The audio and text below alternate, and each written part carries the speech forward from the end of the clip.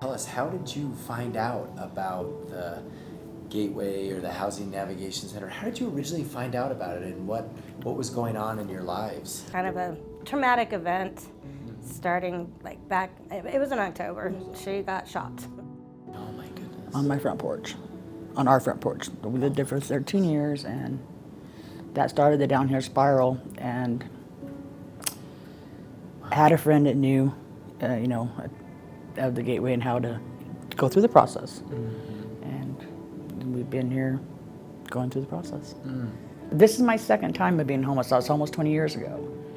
But anybody that's been down that path, you don't know how exhausted you are when you finally get a place to sit down and not have to worry about it. It's been so positive from the time we walked through the door. There's been nothing negative, just everything to put you back where you were before you walked in the door. So what have they been working with you on in the center in terms of, during the day? So you're there, and how are they trying to help you rebuild things? Because we got evicted so quickly, I didn't, the couple of things I left behind was my birth certificate, my social, so they're helping me get that. They helped me get onto, while we're in this situation, EBT and that kind of thing.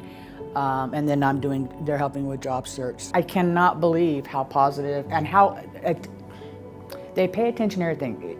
I guess I wasn't in my normal mood. And one of the employees pulled me, "Are you okay? Is there something we can do? Is there something we're not doing?" They're very attentive. They pay attention to your personality. They pay attention to make sure that you're okay and what's going on.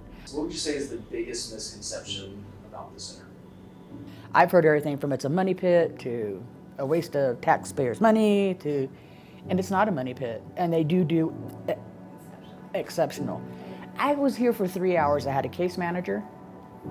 I was on my way to getting, EBT and all that. 3 hours into being here. So don't tell me they're not doing anything. Again, the biggest challenge right now is just getting housing.